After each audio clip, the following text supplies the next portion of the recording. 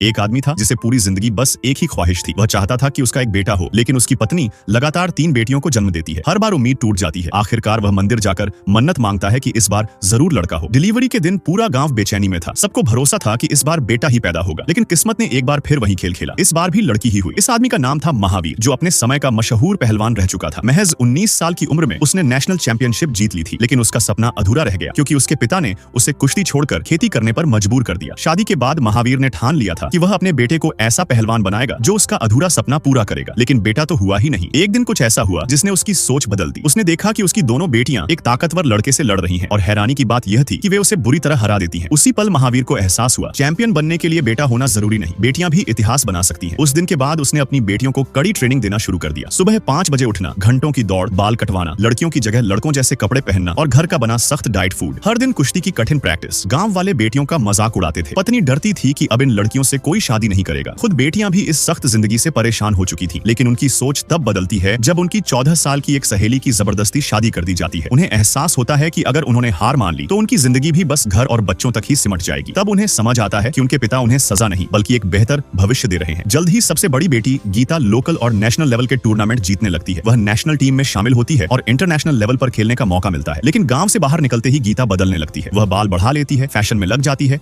और junk food खाने लगती है। जब वह गांव लौटती है तो अपने पिता को कुश्ती में हरा देती है और जरूरत से ज्यादा कॉन्फिडेंट हो जाती है, लेकिन इंटरनेशनल मुकाबले में उसे बुरी तरह हार का सामना करना पड़ता है। उसकी विरोधी बड़ी आसानी से उसे हरा देती है। उस हार के बाद गीता का सारा घमंड टूट जाता है। अब वह दोबारा अपने पिता से ट्रेनिंग लेना चाहती है। हालात इतने खराब हो जाते हैं कि कोच महावीर को एकेडमी से बैन कर देता है। फिर भी गीता चोरी छुपे दीवार फांदकर अपने पिता से ट्रेनिंग लेती है और दोनों फोन पर स्ट्रेटजी बनाते हैं। कॉमनवेल्थ गेम्स के फाइनल में गीता का मुकाबला एक ऑस्ट्रेलियन खिलाड़ी से होता है जो उसे पहले 2 बार हरा चुकी थी। उधर कोच महावीर को स्टोर रूम में बंद कर देता है। आखिरी राउंड में गीता को स्कोर बराबर करने के लिए 22 सेकंड में 4 पॉइंट चाहिए होते हैं। उसी पल उसे अपने पिता की सिखाई हुई वह खास टेक्निक याद आती है जिससे उसने कभी महावीर को जमीन पर पटका था। गीता वही दांव खेलती है और 5 पॉइंट लेकर मुकाबला जीत जाती है। स्टेज पर खड़ी गीता अपनी पूरी जर्नी याद करने लगती है। तभी भारत का नेशनल एंथम बजता है। स्टोर रूम में बंद महावीर को समझ आ जाता है उसकी बेटी जीत चुकी है। गार्ड उसे बाहर निकालता है और महावीर दौड़ते हुए अपनी बेटी की तरफ जाता है। गीता फूलों का गुलदस्ता छोड़कर अपने पिता की ओर दौड़ती है। सालों का इंतजार खत्म हो चुका था। आखिरकार महावीर वो शब्द कहता है